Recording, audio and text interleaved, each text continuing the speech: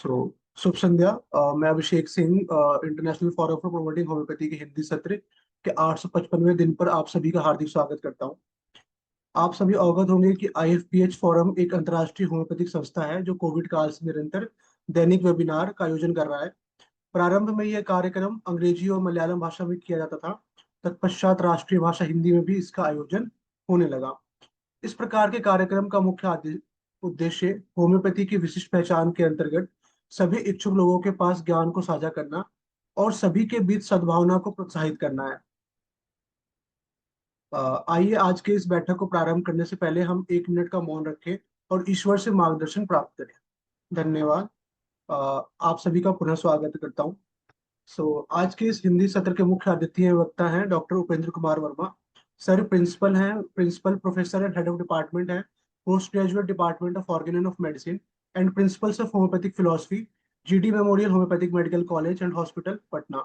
Sir ने DHMS और MD homeo किया है। टोटल 32 वर्ष का सर का व्यवसायिक अनुभव है और 28 ईयर्स का शिक्षण का अनुभव है। सर जो है पीजी एग्जामिनर है महाराष्ट्र, यूपी एंड बिहार में, एंड यूजी एग्जामिनर है एचपी एमपी बिहार में। और सर के ने अपने जो मतलब पेपर्स हैं वो प्रेजेंट किए हैं world homeopathic Congress, Liga Delhi, और काफी और भी सर ने सीसीएच में भी अपने पेपर्स प्रेजेंट किए हैं। सो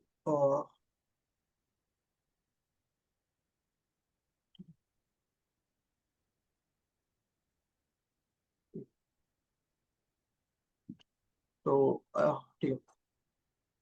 अ, आज अब मैं आज के मुख्य अतिथि डॉक्टर उपेंद्र कुमार वर्मा से निवेदन करता हूँ कि कृपया अपना व्याख्यान प्रारंभ करें। Over to you sir. तो डॉक्टर अभिषेक, आपको मेरी बात सुनाई दे रही है?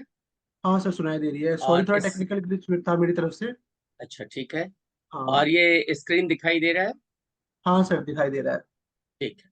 तो आप शुरू करते हैं आज का सत्र जो आईएफपीएच का है। और मैं एक बार पुनः धन्यवाद देना चाहता हूँ। अभिषेक जी, आपको तो धन्यवाद है ही है कि आपने इसको जी। संचालन कर रहे हैं। और दूसरा धन्यवाद आईएफपीएच को है कि उन्होंने फिर से एक बार अपॉर्चुनिटी मुझे दी है किसी टॉपिक पे बोलने के लिए। और आज का जो टॉपिक है हमारा, होम्योपैथिक अभ्यास में अनुवर्ती का महत्व। एक हिंदी है जो कि शायद अनुवर्ती समझ नहीं आए, तो मैं बता दूं। अभी थोड़े दिन पहले ही इसी पॉइंट पे, इसी सब्जेक्ट पे, इसी टॉपिक पे एक लेक्चर मेरा इंग्लिश में भी हुआ था। तो इसका मतलब होता है importance of follow up during practice, homeopathic practice. Specially ये जो आज का जो लेक्चर रहेगा वो होम्योपैथिक प्रैक्टिशनर्स के लिए है। और जब मैं होम्योपैथी बोलता हूँ तो इसका मतलब ये होता है कि ट्रू होम्योपैथिक प्रैक्टिस। ये नहीं कि कोई एक्स वाई जेड होम्योपैथ कोई भी दवा देते रहते हैं और कोई भी चीजें आप मतलब according to principle, according to totality of symptoms पे जो लोग प्रैक्टिस नहीं करते हैं, शायद उनके लिए वैल्यूबल ये नहीं होगा, क्योंकि टोटली ऑब्जर्वेशन बेस पे है। और ये टोटली जब प्रिंसिपल ऑफ होम्योपैथिक फॉलो करते हैं तभी हम इस चीज का अनुभव या इस चीज की पढ़ाई या इस चीज को हम ऑब्जर्व करते हैं। कई बार ऐसा होता है। तो अब हम बात कर रहे हैं उन प्रैक्टिशनर्स की जो वास्तव में ट्रू होम्योपैथिक प्रैक्टिशनर्स है, जो होम्योपैथिक प्रैक्टिस सिमिलर मेडिसिन देके करते हैं। लेकिन क्या होता है कि सभी का अनुभव एक समान नहीं होता है। कुछ डॉक्टर्स जो अभी शुरू शुरू बिगिनर्स हैं, प्रैक्टिशनर्स हैं, वो चाहते हैं करना और वो अपनी मेहनत लगाते हैं। जो उन्होंने 4 साल या जब एमडी किया तब भी वो अपने सारा अनुभव लगाते हैं केस टेकिंग करने में और उससे टोटलिटी निकालने की कोशिश करते हैं। ठीक है, बहुत अच्छी बात है।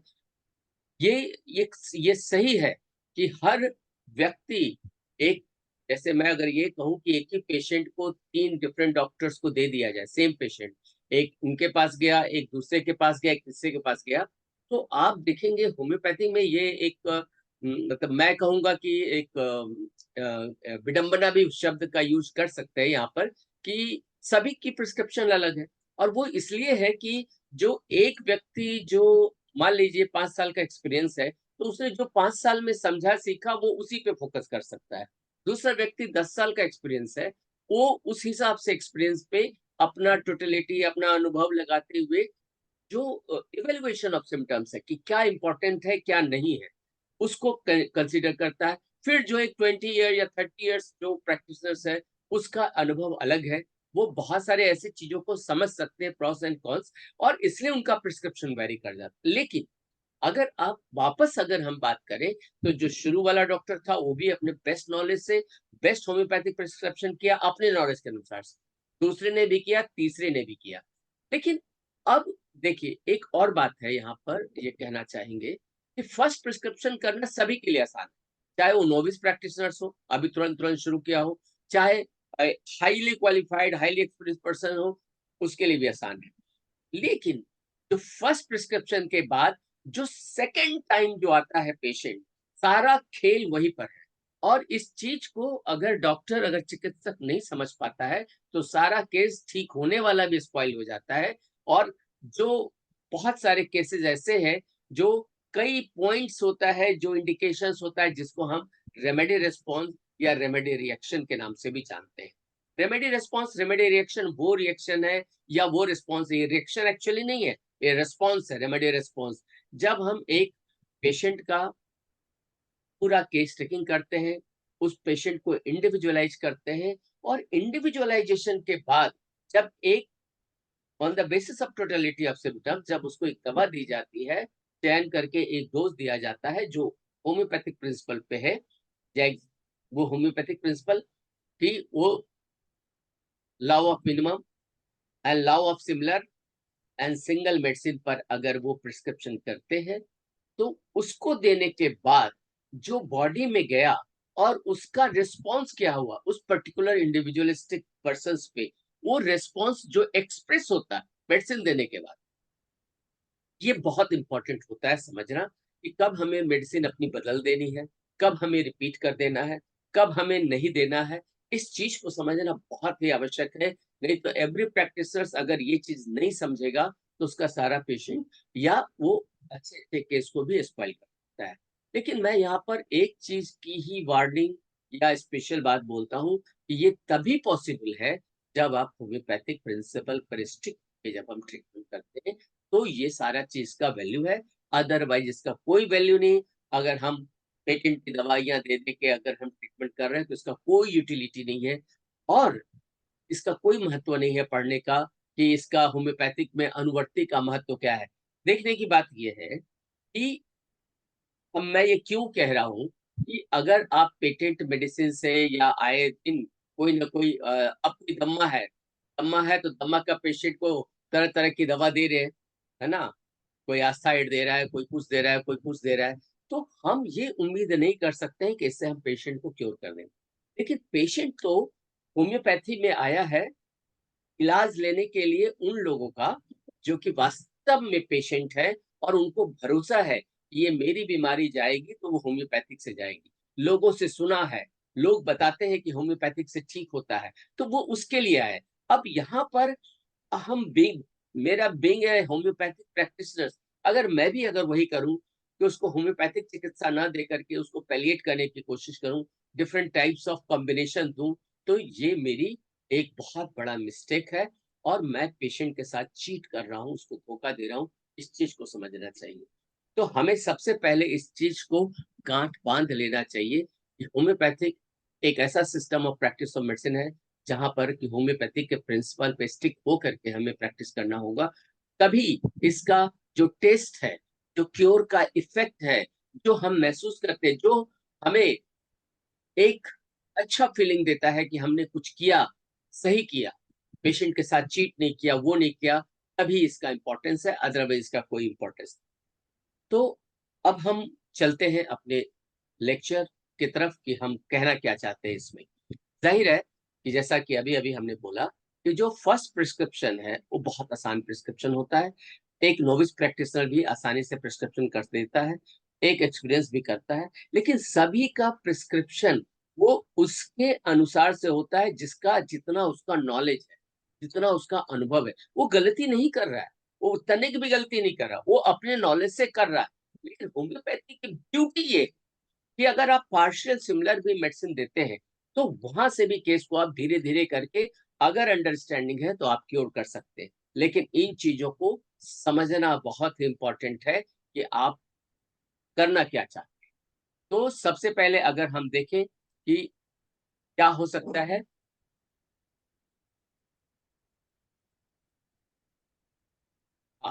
एक होम्योपैथिक फिजिशियंस क्या एक्सपेक्ट करता है कि एक अगर उसने दवा दी, जाहिर है आप लोगों के साथ शायद ये नहीं घटती हो, लेकिन हमारे पास तो ये कभी शुरू से ही घटित हुआ है कि जब एक नया पेशेंट आता है, उसको एक टोटलिटी और मोस्ट सिमिलर मेडिसिन देते हैं, और जब सेकेंड टाइम आता है तो बड़ा ही अंदर एक्साइटमेंट रहता है कि देखिए पेशेंट क्या कहता है, क्योंकि मैंने सिंगल डोज और मिनिमम डोज दिया है, इसका रिस्पॉन्स तो देखे क्या होता है। तो यहाँ पर जाहिर है किसी भी, अब ये चीज सबके लिए कॉमन है, एक जो एक्सपीरियंस प्रैक्टिशनर है उसके लिए भी, जो एक नोविस प्रैक्टिशनर है उसके लिए भी, पेशेंट तीन ही बात बोल सकता है ना, या तो अच्छा या बुरा या कुछ भी नहीं। ये तीन मेन है जिसको हमको समझना होगा। या तो पेशेंट कहेगा डॉक्टर साहब क्या दवा दी आपने, तो कुछ भी फायदा नहीं हुआ। दूसरा कह सकता है कि हाँ डॉक्टर साहब आराम तो है, फायदा तो है। और तीसरा कहेगा कि सर आपसे हम होम्योपैथी दवा इसीलिए नहीं कराते हैं क्योंकि आप लोग रोग बढ़ा देते हैं और मेरा रोग बढ़ गया। अब सारा चीज दारोमदार, ये जो बातें हैं, तीन बातें, तीन बातों पे सारा प्रैक्टिस आपका निर्भर करता है कि आखिर ऐसा अगर स्टेटस को यानी कि कोई चेंज नहीं है तो क्यों हुआ, इसको आपको समझना होगा। अगर उसको एमिलिरेशन भी हुआ तो कैसा एमिलिरेशन है, कहीं ये पैलिएशन, जैसे कि आप अभी हमने किसी दवा का नाम लिया, चाहे ये आर कैटेगरी का सेवरल मेडिसिन से लोग देते हैं, उससे पेशेंट को आराम आता है, तो हमें क्या समझना चाहिए कि हमने पेशेंट के साथ क्या किया। और उसी कंटेस्ट में अगर आपने सिंगल मिनिमम एक डोज दिया है और पेशेंट आकर झूठ बोल रहा है तो उसका क्या क्या क्या मतलब है। और अगर पेशेंट कहता है कि हाँ डॉक्टर साहब ये क्या दवा दे दी आपने, तो मुझे तो एग्रावेशन हो गया, यानी कि बैड हो गया, तो उसके लिए तीन चीजें बातें होती है। जब भी कोई एक पेशेंट को हम एक मेडिसिन देते हैं तो उससे तीन बातें उभर के आ सकती है, या तो पेशेंट के लिए अच्छा, या पेशेंट के लिए बुरा, और या पेशेंट कहेगा कि डॉक्टर साहब कोई चेंज नहीं। तो आखिर ऐसी तीन बातें आखिर किन किन कंडीशन में घटेगी, आज हम उसकी स्टडी करने के लिए बैठे हैं। तो हम देखते हैं, शुरू करते हैं नो चेंज से, कि अगर पेशेंट बोलता है कि कोई बदलाव नहीं है, तो नो चेंज ये अभी बता रहे हैं, यानी स्टेटस को। अमेलियरेशन मतलब इंप्रूवमेंट, गुड। या एग्रावेशन, या तो डिजीज इंक्रीज कर गया या जो हुआ, यानी कि बैड। तीन बातें हैं, गुड बैड और नो चेंज। ये तीन बातों पे होम्योपैथी के लिए आज हम इस पर इस पर चर्चा करने जा रहे हैं कि इसको हम कैसे समझे, और ताकि हमारा जो केस है अच्छे से ठीक हो और केस स्पॉइल ना। तो ये बात फैक्ट है जो अभी हमने शुरू में भी कहा। ये सारी बातें इस पे डिपेंड करती है कि हम केस टेकिंग कितना अच्छा कर, क्या हमने पेशेंट के साथ जस्टिफाई किया है, उसकी सारी बातें सुनी है, उसका हमने सभी कुछ लिया है, पास्ट हिस्ट्री लिया है, फैमिली हिस्ट्री लिया है, कॉजेशन लिया है, अमेलियरेशन मोडालिटीज दी है या नहीं लिए, ये सारे चीज। और ये सब कहाँ है, ये पास्ट हिस्ट्री, फैमिली हिस्ट्री जो है, जो बात मैं कह रहा हूँ ड्यूरिंग केस टेकिंग, ये हमारे होम्योपैथी में बहुत इंपॉर्टेंट रखता है, क्योंकि हमारा मैथमेटिक इवेलुएशन होता है। लेकिन मॉडर्न सिस्टम में भी पास्ट हिस्ट्री, फैमिली हिस्ट्री लिया जाता है, लेकिन उसमें डिजीज से रिलेटेड केवल डिजीज का प्रोग्रेस, की हाँ जनरेशन टू जनरेशन आ रहा है कि नहीं आ रहा, सिर्फ वो स्टडी है। लेकिन हमारा स्टडी है कि मैथमेटिक इवेल्युएशन करने के लिए पास्ट हिस्ट्री और फैमिली हिस्ट्री लेना जरूरी है, कि फैमिली में क्या क्या बीमारी थी, इसको बचपन से अभी तक क्या बीमारी हुई, और क्या अब क्या रूप दिखा रहा है ये बीमारी। इस ये जो डिजीज का जो जर्नी है, जो आया है right from the beginning the birth, क्योंकि इंसेप्शन, मैं तो कहूंगा राइट फ्रॉम इंसेप्शन। इंसेप्शन क्यों कह रहा हूं कि जब ये एक आदमी जब बन के जब पैदा ले रहा, उससे पहले जो इंसेप्शन, जो जाइगोट या जब स्पर्म और ओवम का जब फर्टिलाइजेशन हुआ, तो जो ओवम आया मदर से, तो मदर का हिस्ट्री उसमें इंक्लूडेड है। जो फादर का अगर स्पर्म आया तो उसमें फादर का हिस्ट्री इंक्लूडेड है, वो दोनों मिलके मिले हैं। अब इसका जो आएगा रिजल्टेंट इफेक्ट, वो थोड़ा डिफरेंट होगा, लेकिन इसकी स्टडी सभी होनी चाहिए कि फादर को क्या है, मदर को क्या है, और ये जो बच्चा जन्म लिया है उस समय से इसको क्या क्या परेशानियां शुरू हुई, क्या ये डायरिया होता रहा, क्या इसको निमोनिया होता रहा, क्या इसको स्किन में एलर्जिकल रैश होता रहा, ये सारी चीजों का इंडिकेशन फैमिली हिस्ट्री से मैच करता है। और तभी हम लोग ये भी ऑब्जर्व करते हैं कि कौन सा बच्चा सिफिलिटिक चाइल्ड हुआ है, कौन सा बच्चा अगर आया है तो साइकोटिक चाइल्ड हुआ है। तो ये सारी अंडरस्टैंडिंग हमें पास्ट हिस्ट्री और फैमिली हिस्ट्री से मिलता है। तो अगर हमें इसका नॉलेज नहीं रहेगा केस टेकिंग का, और केस टेकिंग का केवल नॉलेज नहीं, एवरी पॉइंट का इंपॉर्टेंस कि मैं क्यों पूछ रहा हूँ, इसका क्या महत्व है, वो बातों को समझना बहुत ही इंपॉर्टेंट है। अगर ये बातें कोई नहीं समझ पाते हैं केस टेकिंग के दौरान, केवल लक्षण पूछना ही केस टेकिंग नहीं है। ये कोई मुनीम का काम नहीं है, कोई क्लर्क का काम नहीं है कि बोल दे और आप दवा दे दे ना। every symptom has to be observed properly। सभी सिम्टम्स को अच्छे से ऑब्जर्व करना पड़ता है, और आपका क्लोज आइज रहना चाहिए उसके फेशियल एक्सप्रेशन पे। कोई भी सिम्टम्स को अगर आप पूछ रहे हैं तो पेशेंट का क्या फेशियल एक्सप्रेशन है, ये जो अनुभव की बात कर रहा था मैं पहले, वो यहीं पे आता है। एक व्यक्ति है जो, एक मान लीजिए मैं यूं ही बोल रहा हूँ, अब तो जैसे बताने का मतलब ये है कि नोविस प्रैक्टिशनर इस चीज को सीखे। एक नोविस प्रैक्टिशनर पूछेगा, नीचे देखता रहेगा, बोलेगा हाँ बोलिए भूख कैसी है, प्याज कैसा है, अच्छा मीठा पसंद है, वो पेशेंट के चेहरे की तरफ अगर फोकस नहीं करेगा तो उसे समझ नहीं आएगा कि पेशेंट सही बोल रहा है, सही एक्सप्रेशन है या नहीं। क्योंकि उसका एक एक जो आप शब्द पूछ रहे हैं उसका वैल्यू है, और उसका जो जवाब देने का तरीका है, जो फेशियल एक्सप्रेशन से वो झलकता है कि हाँ इसको ये चीज ठीक है, ये गलत है, ये सब आप समझ पाते हैं विद द एक्सपीरियंस।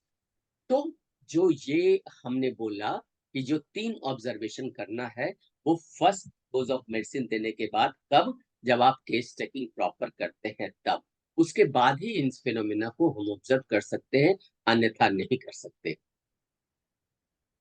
तो अगर हम नो चेंज की बात करें, अब शुरू करते हैं नो चेंज से। आखिर ऐसा क्यों हुआ? पेशेंट आया, बोला डॉक्टर साहब दवा तो पूरे सप्ताह खा ली, 15 दिन खा लिया, कोई फर्क नहीं पड़ा डॉक्टर साहब, सब ऐसे कैसे। इसका मतलब कहीं ना कहीं हमसे चूक, कहीं ना कहीं हमसे गलती हुई है, या पेशेंट जो है वो कुछ ऐसी बातें हैं जो डिस्क्लोज नहीं कर पाया है। और बहुत इंपॉर्टेंट था केस, कई बार ऐसा होता है, आप तभी जानते हैं there are several causes and several obvious causes. Obvious causes का मतलब जो कि जानना हमें जरूरी है, लेकिन पेशेंट जानबूझ के छुपा जाता है कि डॉक्टर को ये क्या बात बतानी। जैसे बहुत सारा ऐसा है, जैसे किसी का मेस्टरबेशन करना मेल के केस में, किसी का सुसाइडल टेंडेंसी होना, कोई सुसाइडल अटेम्प्ट करता है, इन सब चीजों को करना, ये सारी बातें बहुत इंपॉर्टेंट रखती है हमारे केस के मेडिसिन सिलेक्शन करने में। तो या तो पेशेंट ने पूरी बात सही सही नहीं बताई, और दूसरा ये भी बोल सकते हैं कि physicians enough intelligent, enough capable ही नहीं था कि वो उससे सारी बातें निगलवा पाए, उगलवा पाए। क्योंकि ये एक आर्ट होता है, क्योंकि केस टेकिंग एक आर्ट है और साइंस भी है। उसको ये समझ आनी चाहिए कि हमें पेशेंट से कैसे सारी बातें निकलवानी है, और कैसे हम, अब अधिकतर क्या होता है, नोविस प्रैक्टिशनर कैसे पूछता है, जैसे कई बार मैं देखता हूँ, कई बाहर भी गया हूँ, ओपीडी में देखा, आपको गुस्सा आता है तो उसको पता है केस टेकिंग में मुझे पूछना है, गुस्सा आता है तो कहता है, पेशेंट तो बोलेगा तो आपको नहीं आता है, तो हमें को क्यों आता है, आपको भी तो आता होगा। तो क्वेश्चन ही गलत है। तो क्वेश्चन हमें, चूंकि डॉक्टर हैनीमैन ने गाइडलाइन दिया है, क्वेश्चन क्वेश्चन ऐसे पूछना है जिसका आंसर हाँ या ना में ना आए, बल्कि वो जब भी बोले तो डिटेल पूछे। तो जब अगर मुझे पूछना होगा तो मैं पहले ऐसे कहूंगा कि आपको कैसी बातों पे गुस्सा आता है, आपको कैसी बातों से गुस्सा आ जाता है, या कैसी बातों पे आपको चिड़चिड़ाहट हो जाती है। उसको जानने के बाद फिर हम ये पूछते हैं कि गुस्से में आप क्या करते हैं। सबका रिएक्शन अलग अलग होता है। एंगर एक्सप्रेशन जो है, इरिटेबिलिटी तो सब में हो सकती है, किसी भी चीज से, कोई आदमी नहीं आया उस पर गुस्सा हो गया, कोई उसका काम नहीं बना उससे गुस्सा हो गया। लेकिन गुस्सा हुआ तो क्या हुआ, एक आदमी साइलेंट रह गया, एक आदमी एकदम एग्रेसिव हो गया, एक आदमी वायलेंट हो गया, एक आदमी सामान तोड़ दिया। तो सब डिफरेंट कैटेगरी का एक्सप्रेशन है एंगर का। तो मुझे ये भी समझना इट पड़ेगा मेक्स सेंस। कि उसका एंगर का एक्सप्रेशन क्या था। तो केस टेकिंग में इस चीज का बहुत हेलो। बहुत महत्व है कि उसको सर क्वेश्चन पूछना चाहिए और सही से पूछना चाहिए। ताकि उसको सही एक्सप्रेशन मिल सके। ठीक है। और स्लाइड मूव नहीं कर रहा आपका। स्लाइड, स्लाइड मूव नहीं कर रहा, मतलब हाँ, आपने जो अभी मैं उसी स्लाइड पे हूँ जिसको एक्सप्रेस कर रहा हूँ। हाँ मतलब नहीं, हम मतलब जो स्क्रीन पे जो स्लाइड हो रही है वो पहली स्लाइड शो हो रही है अभी तक। अच्छा, ये स्लाइड नहीं चला? नहीं सर, वो स्लाइड नहीं चला। अभी चेंज हुआ नहीं हुआ? और नो सर। स्लाइड चेंज नहीं हो रहा, ये कह रहे ना? जी सर जी। तो हाँ सर, अब हो रहा है। अब हो रहा है? जी सर जी, हो रहा है, आप कंटिन्यू करिए, sorry for interruption sir. No sir, ये बहुत इंपॉर्टेंट था। अगर आप नहीं बताते तो मुझे कैसे पता चलता? जी आपका जी रहना बहुत आवश्यक है, और जी बहुत इंपॉर्टेंट है कि आप मुझे ये बात बता पाए, नहीं तो फिर मैं तो बोलते ही रह जाता। जी जी। थैंक यू अभिषेक। ठीक है सर। तो तो फिजिशियंस को इतना कैपेबिलिटी होनी चाहिए कि वो सभी बातों को समझ पाए और पेशेंट से करेक्ट एक्सप्रेशन पे करेक्ट बातों का इंफॉर्मेशन ले सके। लगता है कि अगर डॉक्टर ने काफी मेहनत करी, केस टेकिंग भी अच्छा किया, और मेडिसिन का जो है वो राइट था, मेडिसिन राइट, मेडिसिन का सिलेक्शन में कोई भी देख रहा कहता नहीं आपकी मेडिसिन परफेक्ट है, मेडिसिन का सिलेक्शन में कहीं गलती नहीं, तो इसका मतलब कोई और प्रॉब्लम हुआ जिसकी वजह से पेशेंट को चेंज आया, या तो पोटेंसी और डोज जो है according to the susceptibility of the patient नहीं दी गई। यानी कि पेशेंट को जो रिक्वायरमेंट थी, जैसे आप हम सभी जानते हैं कि डिजीज हमारे होम्योपैथिक के प्रिंसिपल में या होम्योपैथिक कंसेप्ट में हम डायनेमिक मानते हैं। डिजीज डायनेमिक है, और हमारी मेडिसिन क्यों हम डायनेमिक यूज करते हैं उसका भी रिप्लाई ये है, क्योंकि वाइटल फोर्स पे इसका खेल है जो कि डायनेमिक है। तो डिजीज भी डायनेमिक है, वाइटल फोर्स भी डायनेमिक है, इसलिए हमारी मेडिसिन डायनेमिक होगी। तो जो डायनेमिक इफेक्ट है, तो डायनेमिक इफेक्ट का अकॉर्डिंग टू, अब हम बात करेंगे 26 की, तभी पॉसिबल है जब एक छोटा डायनेमिक अफेक्शन का डिजीज है, उससे स्ट्रॉन्गर मेडिसिनल डिजीज का एक आर्टिफिशियल डिजीज अगर हम नहीं प्रोड्यूस करेंगे तो उसका कोई यूटिलिटी नहीं, वो नुल एंड वॉइड ऐसे ही रह जाएगी। तो डॉक्टर को इसकी भी समझ होनी चाहिए कि पेशेंट की ससेप्टिबिलिटी कैसी है, वो कितना ज्यादा ससेप्टिबल है किसी भी चीज के इंप्रेशन के लिए, तो दैट कि उसका जो मेडिसिन है, जो सेलेक्टेड मेडिसिन का राइट पोटेंसी और राइट डोज, राइट रिपीटिशन को वो सेलेक्ट कर पाए, ताकि पेशेंट में हमें रेमेडी रिस्पॉन्स जो बात बोले ना, या रेमेडी रिएक्शन हो जाए। अक्सर पूछता हूँ कि what do you mean by minimum dose? Minimum dose बोलते हैं तो कोई कहता है 1 पुड़िया, कोई कहता है 2 पुड़िया, कोई कहता है 1 बूंद, कोई 10 बूंद। So that is not the minimum dose. Minimum dose is that much amount of dose, चाहे हिंदी में बात करें तो वो डोज है जो कि पेशेंट के अंदर, इंडिविजुअलिस्टिक पर्सनालिटी के अंदर, वो अपना एक आर्टिफिशियल सिमिलर डिजीज प्रोड्यूस कर सके, उस डोज को हम एक मिनिमम डोज कहते हैं। अगर वो आर्टिफिशियल सिमिलर स्ट्रॉन्गर डिजीज नहीं प्रोड्यूस कर पा रहा है, then it is not a minimum dose. Minimum dose वो है जो पेशेंट को क्योर करने के लिए सफिशिएंट हो, और क्योर तभी होगा जब एक स्ट्रॉन्गर पॉइंट, स्ट्रॉन्गर मेडिसिन रहेगा तभी। सो इसीलिए बोले कि reaction could not be proud. और एक और पॉइंट हो सकता है कि सपोज करिए कि आपने पेशेंट को असेस करके, ससेप्टिबिलिटी को असेस करके सब कुछ अच्छा काम किया कि आपने एक डोज बराइटा कार्ब दे दिया, या आपने आप कैलकेरिया कार्ब बड़े आदमी को एक कैलकेरिया कार्ब दे दिया, और ये सब डीप एक्टिंग मेडिसिन कोई भी XYZ आपने सेलेक्ट किया, जिसका कि action, let it be sulphur also in the cases of chronic cases, आपने दे दिया, और आप उसको 15 दिन के अंदर या 1 सप्ताह में ही पेशेंट आ गया और कह रहा डॉक्टर साहब कुछ फायदा ही नहीं हुआ। इसका मतलब हुआ कि पेशेंट का रेमेडी रिस्पॉन्स अभी होना बाकी है, और आप पहले ही ऑब्जर्व कर रहे हैं, इसीलिए नहीं।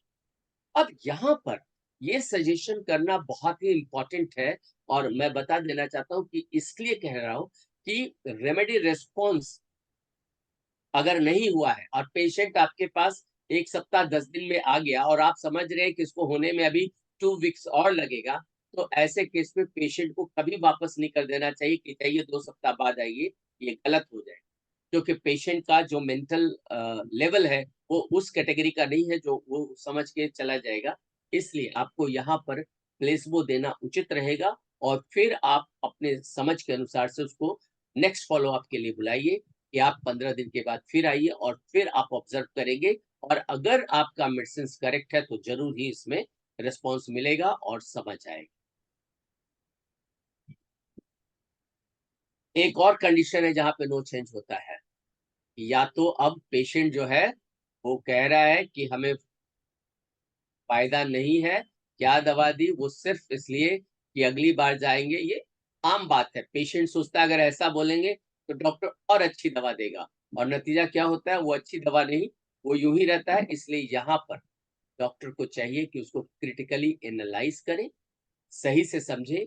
और यहाँ पर इंपॉर्टेंट है उस केस टेकिंग का जो फर्स्ट टाइम हमने केस टेकिंग किया, और सारा डिटेल जो हमने लिया उससे एक एक करके हम पूछेंगे कि पहले भूख आपकी ऐसी थी, कम थी, आपका बॉवल मूवमेंट प्रॉपर नहीं था, कब्जियत रह रही थी, आपको ये छोटे छोटे प्रॉब्लम जो चीफ कंप्लेंट से भिन्न है, अगर वहां पे आराम है तो हमें समझना चाहिए कि पेशेंट को इम्प्रूवमेंट है ओवरऑल, लेकिन पेशेंट जो है वो सही बात नहीं बता रहा है, वो झूठ बोल रहा है। क्योंकि अगर झूठ बोल रहा है तो मैं तो कुछ कर ही नहीं सकता। लेकिन एक जो क्वालिफाइड, एक जो एक्सपीरियंस होम्योपैथिक फिजिशियंस रहेगा, वो आसानी से समझ जाएगा अपने केस को फिर से रिवाइज करके कि हाँ पेशेंट सही बोल रहा है या झूठ बोल रहा है। अब यहाँ पर पेशेंट से मुझे आर्गुमेंट करने की जरूरत नहीं है कि आप झूठ, हमें समझना है कि पेशेंट झूठ बोल रहा है क्योंकि इसको यहाँ यहाँ यहाँ फायदा है तो इसमें भी फायदा होगा। हमें चुपचाप अपना काम करना है, जो हमें दवा देनी है या प्लेसबो देना है, हमें वो देनी है। और पेशेंट को इस बात का भनक नहीं लगने देना है कि वो झूठ बोल रहा है तो हमें समझ है कि आप झूठ बोल रहे हो, क्योंकि ये ऑफेंडिंग हो जाएगा और ये डॉक्टर के लिए उचित नहीं है कि इस तरह का ट्रीटमेंट में या इस तरह से ये बात करें। तो हमें एकदम क्रिटिकली इसको एनालाइज करके पेशेंट को समझना है कि पेशेंट झूठ तो नहीं बोल रहा है। तो तीन बातों में एक बात क्लियर हुआ कि जब नो रिलीफ रहे तो हम क्या क्या बातें समझ सकते हैं। या तो हमारा प्रिस्क्रिप्शन गलत है, या डॉक्टर अच्छा नहीं है, उतना इंटेलिजेंट नहीं है कि वो केस को समझ सके, या हमारी दवा ठीक नहीं थी। इसमें एक चीज और बताना मैं चाहूंगा प्रीवियस स्लाइड से, जो टेलिंग लाइक, हाँ इससे पहले एक और जाना चाहेंगे क्योंकि एक पॉइंट नहीं छूटा। यहाँ पे बताना चाहते हैं कि आप, ये अक्सर ऐसा हुआ है और इस पे डिनाई भी नहीं किया जा सकता। हाँ कह सकता है कि ये क्या बेवकूफी जैसा बात कर रहे हैं, लेकिन बेवकूफी जैसा बात नहीं है। ये ऐसा कॉमनली एरर होता है, और एरर कहाँ होता है, फार्मेसी में। क्योंकि हमने दवा सिलेक्शन प्रॉपर किए, राइट किया, करेक्ट मेडिसिन दिया, सब कुछ देने के बावजूद उसको अगर वो परेशान, अगर वो ठीक नहीं हो रहा है, इसका मतलब है कि ये जरूर कोई न कोई बात हुई है। तो फार्मेसी में अगर हमने दिया है उसको लाइकोपस, अगर उसको मेडिसिन दिया है लाइकोपस प्रिस्क्रिप्शन, और कंपाउंडर अगर लाइकोपोडियम बना दिया तो गड़बड़ है। मान लीजिए हमने उसको पेट्रोसेलिनम लिख के दिया और उसने पेट्रोलियम बना दिया, वो भी गलत है। तो फार्मेसी से भी ये फॉल्ट हो सकता है कि पेशेंट को फायदा नहीं हो सकता क्योंकि उसको राइट मेडिसिन नहीं मिला। तो ये एक पॉइंट बहुत इंपॉर्टेंट है कि नो चेंज में एक पॉइंट ये भी है कि या तो फार्मेसी से उसको मेडिसिन ही गलत मिला, इसलिए ऐसा हो रहा है। और लास्ट हमने बताया था या तो पेशेंट जो है वो झूठ बोल रहा है, इसलिए। अब आते हैं अम्लिडेशन पे कि क्या क्या चीजें हो सकती है। अगर एक रिलीफ है पेशेंट के लिए, ये अच्छा कंडीशन है कि उसको फायदा हुआ है, लेकिन ये जरूरी नहीं है कि पेशेंट के लिए अच्छा है तो डॉक्टर को खुश होना ही चाहिए। Not necessary homeopath. अब यहाँ पर देखना पड़ेगा कि पेशेंट को क्या हुआ है, दवा देने से ये पैलिएशन पे जा रहा है या क्योर की तरफ जा रहा है या नहीं जा रहा है। तो इसको एसेस करना बहुत जरूरी है, और यही पॉइंट है कि जहां पर एक फिजिशियंस इस ऑब्जर्वेशन में अगर गलती करेगा तो ठीक होने वाला केस भी स्पॉइल्ड हो जाएगा। तो हमें, अगर पेशेंट के लिए अगर है कि उसको इम्प्रूवमेंट हो रहा है, तो इसको क्या समझे कि हमारी दवा पार्शियल सिमिलर पे पार्शियली सिम्टोमेटिक रिलीफ है। अगर ये सिम्टोमेटिक रिलीफ है, प्रॉपर रिलीफ नहीं है, तो इसका मतलब है कि हमारी दवा पार्शियल सिमिलर थी, और पार्शियल सिमिलर मेडिसिन रहने की वजह से कुछ सिम्टम्स में इसको आराम आया, कुछ सिम्टम्स में नहीं आया ओवरऑल। तो अब यहाँ पर हमें क्या करना चाहिए कि हमें केस टेकिंग को प्रॉपर देखना चाहिए और समझना चाहिए कि हम इसमें क्या कर सकते हैं केस। अगर पेशेंट, जैसे हम लोग क्या समझते हैं होम्योपैथ, कि अगर फर्स्ट डे से ही अगर दवा दिया और पेशेंट अगर एमेलियोरेशन, अच्छा, एक बात और यहाँ पे क्लियर कर देना उचित होगा कि ज्यादातर ये जो प्रिंसिपल, ये जो आपका रेमेडी रिस्पॉन्स या इम्पोर्टेंस ऑफ फॉलो अप करते हैं, ये अधिकतर जो है ये सेंटीमिलिसिमल स्केल में ज्यादा खेल।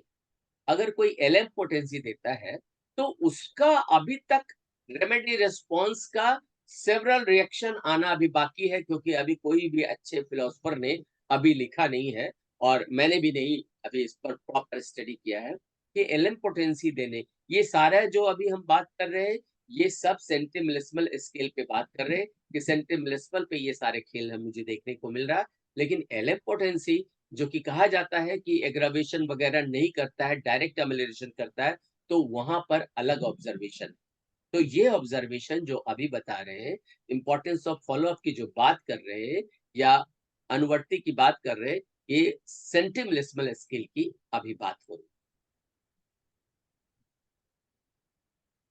तो यहाँ पर जब रिकवरी होती है या इम्प्रूवमेंट होता है तो हमें ये जज करना बहुत जरूरी है कि आखिर पेशेंट को जो पैलिएशन हुआ है या अमेलिरेशन, ये दो चीज, एक एक पैलिएशन, अमेलिरेशन या अमेलिरेशन को ही पैलिएशन बोल सकते, अमेलिरेशन है यानी इम्प्रूवमेंट है।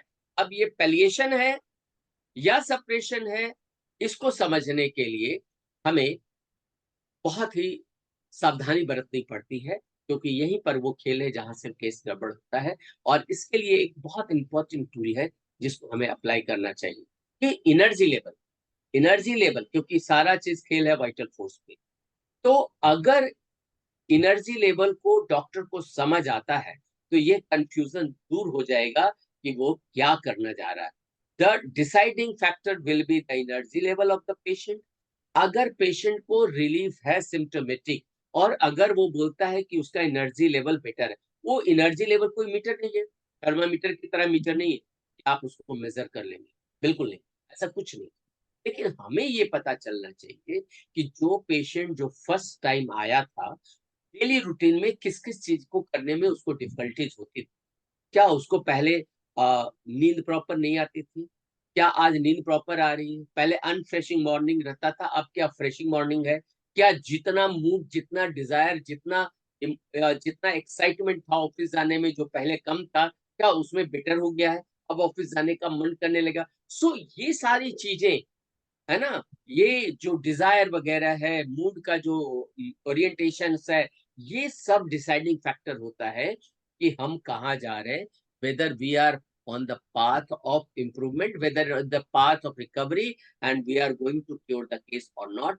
ये एक बहुत है। अगर पेशेंट को सिम्टोमेटिक रिलीफ है, पेशेंट तो कह रहा है मेरे लिए अच्छा है, बहुत आराम है डॉक्टर साहब, बहुत फायदा हुआ, लेकिन उसका एनर्जी लेवल लो है, तो डॉक्टर को कभी खुश नहीं होना चाहिए, क्योंकि ये वो पॉइंट है जहां से उसको समझना चाहिए कि ये पैलिएशन हुआ है, लेटर ऑन सप्रेशन पे भी जा सकता है। इसलिए इस फैक्टर को एकदम प्रॉपर ढंग से समझना चाहिए कि पेशेंट का एनर्जी लेवल अगर बढ़ा है तो ये एक गुड साइन है और हमें इसे कंटिन्यू करना चाहिए, बेशक with the help of place. तो ये एनर्जी लेवल एक बहुत बड़ा टूल हमें दिया, हमें समझ होनी चाहिए, क्योंकि सारा खेल आप समझ रहे हैं कि वाइटल फोर्स पे डायनेमिक वे में है, इसलिए इसको समझना। कुछ पेशेंट ऐसे भी आते हैं जो कहता है डॉक्टर साहब पहले तो आराम था, लेकिन हमको बीच में फिर प्रॉब्लम आ गया और फिर मेरा जितना था थोड़ा आराम होके रुक गया। ये एक फिनोमेना है। अब इसमें डॉक्टर को समझ होनी चाहिए कि आखिर ऐसा क्यों हुआ फिनोमेना।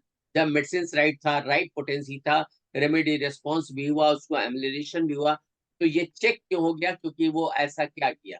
अब हमें इसको क्रिटिकली एनालाइज करना पड़ेगा इस पॉइंट को कई बिंदु से कि अगर ऐसा हुआ है तो क्यों हुआ है। पहला तो एक बिंदु है कि क्या ये जो मेडिसिन हमने दिया जिससे इम्प्रूवमेंट हो रहा था, चल रहा था, अचानक चेक कर गया, कहीं ऐसा तो नहीं कि कोई एंटीडोट उसने ले लिया। जैसे हम आप सभी जानते हैं कि कॉफी कैम्फर, कैम्फर तो यूनिवर्सल एंटीडोट कहा गया है किसी भी मेडिसिन का। तो जो मेडिसिन का एक्शन था वही एंटीडोट हो गया। कहीं उसने एसिडिक फूड तो ज्यादा नहीं ले लिया, अल्कोहल तो नहीं ले लिया, कहीं टोबैको तो ज्यादा कंज्यूम नहीं कर लिया। इन बातों से हमारी जो मेडिसिन का जो इम्प्रूवमेंट चल रहा था वो चेक हो गया और नहीं हुई, इस बात को समझना बहुत जरूरी है। तो एमिलेशन में शॉर्ट एमिलेशन अगर होता है और अगर चेक हो जाता है, अगर पेशेंट बोलता है नहीं डॉक्टर साहब, मैंने ना तो कैम्फर ना तो कोई ऐसा चीज किया है, ना अल्कोहल लिया है, कुछ भी नहीं लिया है, तो आखिर क्या वजह हो सकती है कि ये थोड़े समय एमिलेशन करके फिर ये नहीं हुआ। अब यहाँ पर ये भी एक टेस्टर है हमारे लिए, है ना। जैसे एक होता है कि हम लोग मेडिसिन देते हैं, पेशेंट को क्योर करते हैं। जब पेशेंट क्योर नहीं हो रहा है, पेशेंट का अमेलिरेशन हो रहा है, अम्लीनेशन होने के बाद फिर चेक हो जा रहा है, तो या तो इंटरनल ऑर्गन में कहीं पे प्रॉब्लम है। अब ये एक पॉइंट होता है जहाँ पे हमें यूएसजी कराना चाहिए या एक्सरे कराना चाहिए, या जो भी इन्वेस्टिगेशन है, जिस तरह का डिजीज है अकॉर्डिंगली हमें इन्वेस्टिगेशन करा के देखना चाहिए कि इंटरनल कोई प्रॉब्लम तो नहीं है। या ऐसा भी हो सकता है कि डिजीज का डिमांड फ्रीक्वेंट मेडिसिन का, फ्रीक्वेंट डोज का है और हम लिमिटेड डोज कर रहे हैं। जैसे कि यूजुअली देखा गया है हाई ग्रेड ऑफ इन्फ्लेमेशन में, जहाँ पे डॉक्टर केंट ने भी कहा है कि बेलाडोना दिया गया, इंप्रूवमेंट हुआ, फिर नहीं हुआ। तो अब बेलाडोना अगर हम इसको 2 आवरली या हाफ आवरली रिपीट करते हैं, तो वही चीज में इंप्रूवमेंट कंटिन्यू हो जाता है और ये इम्प्रूव कर जाता है। तो इससे जब कोई मेडिसिन दे और on the basis of totality है और उसको एमिलेशन भी हुआ, अमलेशन होने के बाद फिर इम्प्रूवमेंट नहीं हो रहा है, तो ये 2-3 बातें हो सकती है। या तो पेशेंट कोई इंडल्ज हुआ है किसी चीज में, जिसकी वजह से हमारा मेडिसिन का एक्शन खत्म हो गया है। दूसरा, अगर वो पॉइंट नहीं है, पेशेंट मना करता है, तो या तो कोई स्ट्रक्चरल चेंज इनसाइड है जिसको कि हम नहीं समझ पा रहे हैं, इसको समझना बहुत जरूरी है। और तीसरा है कि हाई ग्रेड ऑफ डिजीज में इसको फ्रिक्वेंट रिपीटिशन की आवश्यकता है और हम उसको डोज प्रॉपर नहीं दे रहे हैं। तो ये एक अमेलिरेशन होने के बावजूद भी इस चीज को हमें समझना बहुत ही इम्पोर्टेंट है। फिर हम आते हैं अमेलिरेशन को कंटिन्यू करते हैं कि पहला अमेलिरेशन होता है, यानी पेशेंट को पहले तो इम्प्रूवमेंट होता है, फिर एग्रावेशन हो जाता है। ये एक बहुत ही कॉमन एग्जाम्पल है पैलिएशन का, जो कि अभी शुरू शुरू में जैसा बोला हमने कि पेटेंट दवा देने के बाद ये सारे फिनोमेना बहुत आसानी से देखने को मिलेगा। कोई भी जॉइंट पेन या कोई भी पेशेंट आता है, बोलता है डॉक्टर साहब फायदा तो हुआ, लेकिन फिर वैसे के वैसे हो। तो यहाँ पर आखिर क्या बातें हुई? या तो हमने दवा सिमिलर नहीं दी, पैलिएशन के लिए दवा दे दी, टेम्पोररी रिलीफ दे दी, या डिजीज ऐसा है जो इम्प्रूवमेंट तो हुआ लेकिन इनक्यूरेबल है ना। पेशेंट का जैसे कि किसी भी केस में हाई ग्रेड, जैसे अभी हमने बोला कोई स्ट्रक्चरल चेंज है, इम्प्रूवमेंट होने के बाद चेक हो गया, तो या तो ये समझे कि डिजीज जो है इनक्यूरेबल है, या जो हमने जो मेडिसिन दिया वो बहुत सुपरफिशियली ये थोड़ी थोड़ी सी बातों कंसिडर करके दवा दे दिया, थोड़ा उसको एमिलिरेशन भी हुआ, थोड़ा फायदा भी हुआ, फिर बाद में वैसे के वैसे स्थिति रहा। इसलिए अगर हम ऐसे पेशेंट को हम क्योर करना चाहते हैं, तो ढंग से फिर से दोबारा से केस टेकिंग करना चाहिए, प्रॉपर एग्जामिन करना चाहिए, क्रिटिकली एनालाइज करना चाहिए, और ये भी समझना चाहिए कि ये जो दवा दी ये करेक्ट होने के बावजूद कहीं ऐसा तो नहीं कि कोई मेंटेनिंग काउज वर्क कर रहा है। यानी कोई ना कोई ऐसा चीज है जो मेंटेनिंग काउज का मतलब यह हुआ कि जैसे कोई व्यक्ति है जो, अब मैं अगर ऑर्गेनिक की बात करूं, कोई अगर ज्वाइंट पेन का है और डैम्प इलाके में रह रहा है, यानी कि मार्शल डिस्ट्रिक्ट में रह रहा है, तो उसका प्रॉपर ठीक नहीं होगा। यही वजह है कि पेशेंट का प्रिलिमिनरी लेने के बाद, सभी चीज को समझने के बाद उसको एसेस करना पड़ता है कि ये पेशेंट का लोकेशन क्या है। एड्रेस का ये इंपॉर्टेंस है कि आप, हम समझते हैं अर्बन है, सेमी अर्बन है, या रूरल में है, या मार्सी डिस्ट्रिक्ट में है। तो हमें ये समझना चाहिए कि पेशेंट को या तो वो काम कर रहा है जिस काम से, जैसे कि cases of in the hemorrhoids अक्सर देखने को मिलता है, मेडिकल रिप्रेजेंटेटिव वगैरह अक्सर रेस्टोरेंट होटल में खाना खाते हैं, चूंकि उनको प्लेसेस टू प्लेसेस ट्रेवल करना पड़ता है, और उनको अगर हेमोरॉइड्स होता है और वो अलग अलग जगह डाइट ऐसा ले रहे हैं जहाँ पर बहुत स्पाइसी फूड मिल रहा है, कभी कुछ मिल रहा है, कभी कुछ मिल रहा है, तो ऐसे कंडीशन में उनको दवा फायदा होने के बावजूद उसको पूरी ठीक नहीं होगी, क्योंकि वहां पर मेंटेनिंग काउज वर्क कर रहा है, क्योंकि उसमें सीडेंटरी लाइफ भी छोड़ना पड़ता है अगर हेमोरॉइड्स को ठीक करना चाहते तो, और डाइट रिस्ट्रिक्शन भी करना पड़ता है कि ये चीजें आपको नहीं खानी, जो कि हो नहीं रहा है। तो कई केस में अमेलिरेशन होने के बावजूद भी अगर फिर बाद में नहीं फायदा होता है, तो बहुत सारे फैक्टर्स है जिसको हमको क्रिटिकली एनालाइज करके देखना पड़ेगा कि कहीं ये तो नहीं, कहीं ये तो नहीं, इन कंडीशन को समझ करके ही काम करना पड़ेगा। नेक्स्ट आते हैं अमेलिरेशन में। जब पेशेंट आके बोलता है कि डॉक्टर साहब, जब 15 दिन बाद पेशेंट आता है कि आपने जो दवा दी 3-4 दिन तो बहुत परेशान रहे और उसके बाद जाके अब थोड़ा आराम आया, तो यहाँ पर डॉक्टर को ये जो है सबसे डिजायरेबल, जो एक होम्योपैथ डॉक्टर जो विश करता है, जो चाहता है कि हे भगवान हमारी इस मेडिसिन से इसको थोड़ा-सा होम्योपैथिक एग्रावेशन हो और उसके बाद में अमेलिरेशन हो। पहले उसको अमेलिरेशन नहीं हो, इसलिए वो सबसे पहले क्या देखता है कि स्लाइट एग्रावेशन यानी होम्योपैथिक एग्रावेशन का मतलब, ये बार-बार मैं कह रहा हूँ, आगे भी मैं समझाऊँगा। होम्योपैथिक एग्रावेशन होना चाहिए, तब अमेलिरेशन होना चाहिए। ये मोस्ट डिजायरेबल रिएक्शन है या रिस्पॉन्स है हमारे मेडिसिन का फर्स्ट डोज देने के बाद, जो कि डॉक्टर को बहुत खुशी देता है और उसको समझ आता है कि ये केस को तो मैं क्योर कर ही लूंगा और ये केस निकल ही गया। तो सबसे इम्पोर्टेंट, अब यहाँ पर गलती होने की संभावना बहुत ज्यादा है कि अगर एग्रावेशन हुआ देन अमेलिरेशन हुआ, अब एक डॉक्टर कहेगा अच्छा फायदा हुआ तो चलो वो मेडिसिन फिर रिपीट कर दें। अब अगर ये रिपीट कर देंगे तो फिर केसेस स्पॉइल्ड। तो यहाँ पर एकदम वार्निंग है कि ऐसे केस में जहां पर कि प्राइमरी और सेकेंडरी एक्शन हो चुका है, अब patient on the words of recovery है, क्योर की तरफ जा रहा है, तो यहाँ पर हम दवा ना दे, मेडिसिन नहीं दे, केवल प्लेसबो पे ऑब्जर्वेशन करते रहना है, केवल प्लेसबो देना है। और चाहे महीना 2 महीना, बट 3 मंथ 4 मंथ एकदम ऑब्जर्वेशन, जब तक इम्प्रूवमेंट चल रहा है तब तक उसको कुछ छेड़छाड़ नहीं करना है। और ये बहुत ही इंपॉर्टेंट है, ना केवल एक्यूट केस से बल्कि ना केवल क्रॉनिक केस से बल्कि sometimes in acute cases also. Acute case में क्या होता है, जैसे कई बार ऐसा होता है कि आप लोगों को बहुत सारी चीजों को ऑब्जर्व करना पड़ता है। समटाइम्स ऐसा होता है कि एक्यूट केस आता है तो हमें दवा भी देनी नहीं पड़ती, अब तो प्लेसबो दे के ठीक करते हैं। यानी कैसे, जैसे एक पेशेंट का एक बच्चा है, बच्चे को डायरिया हो रहा है ना, 8-10 डायरिया हो गया, रात भर भी होता रहा और सुबह और दोपहर के बाद डॉक्टर से मिल रहे हैं, तब वो कह रहे हैं डायरिया कंट्रोल हो गया है। कल जो कंडीशन था, जो बच्चे का कंडीशन था, वो बहुत ही दिक्कत में था, एनर्जी लेस हो गया था, पड़ा हुआ था, लग रहा था कि जान ही नहीं है, लेकिन आज सुबह से कुछ-कुछ खेलना शुरू किया है, थोड़ा-सा मुँह में कुछ खाया भी। अब ये कंडीशन है कि नेचुरली ये ठीक हो रहा है, अब ये ओवरकम हो चुका है। यहाँ पर फिर हम दवा देंगे तो फिर गलत हो जाएगा, लेकिन दवा नहीं दे वो भी गलत है। पेशेंट को प्लेसबो देना बहुत जरूरी है, फिर तो पेरेंट्स दूसरा जगह चले जाएंगे अपने बच्चे को लेके। अब ये ऑब्जर्वेशन अगर आपका सही है कि बच्चा अब एक्टिव हो चुका है, यानी कि नेचुरल वे में इसका रिकवरी शुरू हो चुका है, यहाँ पे दवा देने के लिए फिर आवश्यकता नहीं है, हमें प्लेसबो देना है। और प्लेसबो देके फिर नेक्स्ट 1 डे और 2 डेज में बुला लीजिए, देखिए बच्चा परफेक्ट हो जाएगा। तो ये सारा यही यही एक्सपीरियंस, जो मैं एक्सपीरियंस की बात कर रहा था, ये सारे चीज एक्सपीरियंस में आते हैं।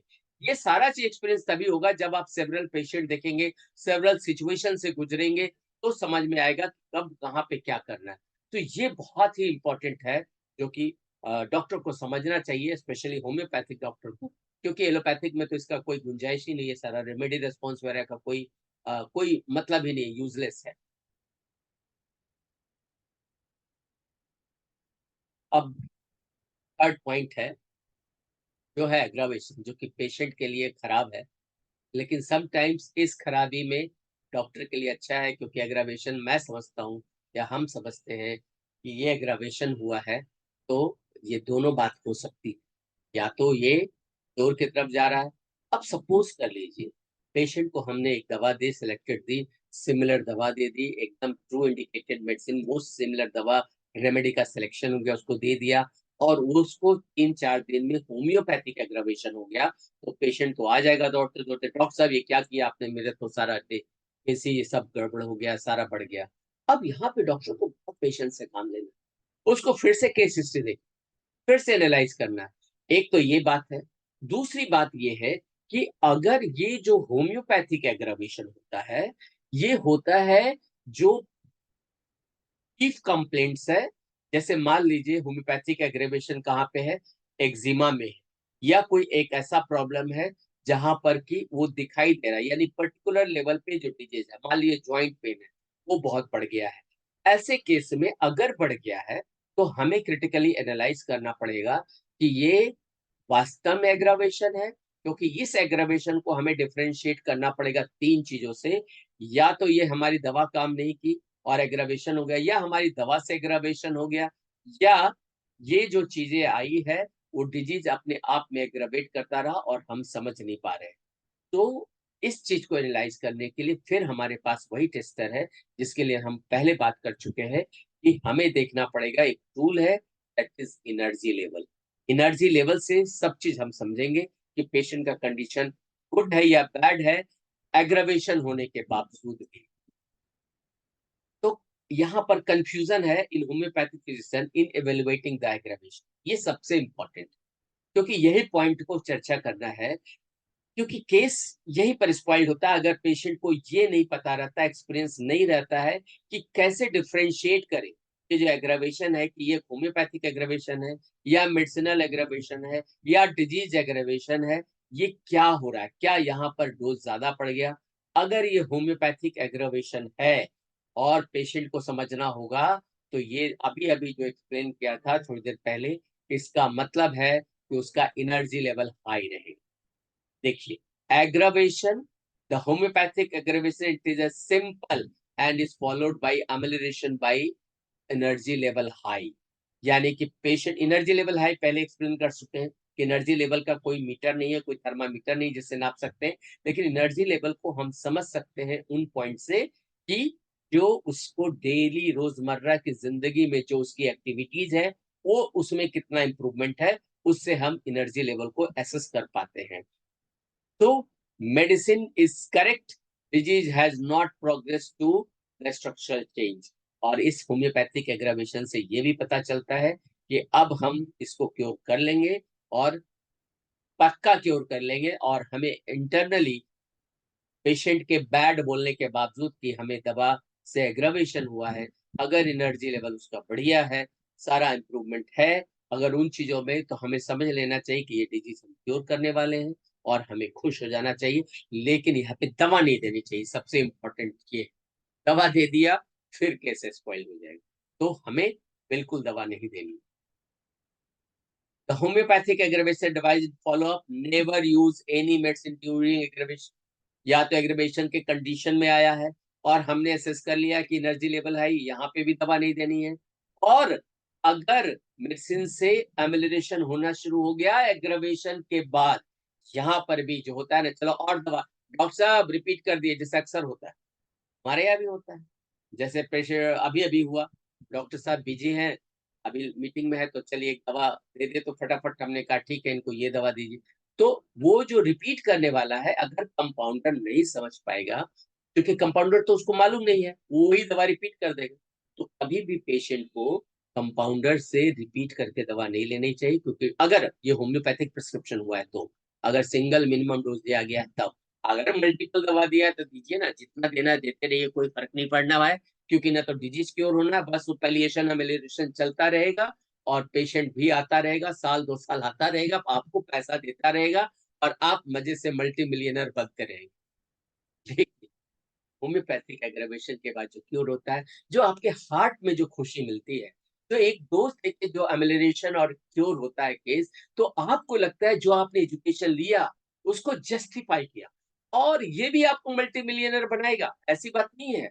ये मल्टी मिलियनर ऐसे बनाएगा कि आपको दवा देनी नहीं पड़ेगी, केवल प्लेसबो दे दे के आप उससे कुछ भी पैसा ले सकते हैं। और फॉलो अप में चूंकि मेडिसिन देना नहीं है, तो केवल आपको ऑब्जर्वेशन पर आप केवल प्लेसबो दीजिए और उसका एमिलिएशन देखिए। एग्रावेशन, अब एक आया लास्ट, ये एग्रावेशन है। अब एग्रावेशन में प्रोलॉन्ग एग्रावेशन है, और ये अक्सर जो है, ये एग्रावेशन जो क्योंकि होम्योपैथिक जो एग्रावेशन होता है थोड़े पीरियड के लिए होता है, शॉर्ट पीरियड, उसके बाद उसको अमलरेशन होना ही होना है। तो डॉक्टर को पता रहना चाहिए कि होम्योपैथिक एग्रावेशन क्या है और डिजीज एग्रावेशन क्या है।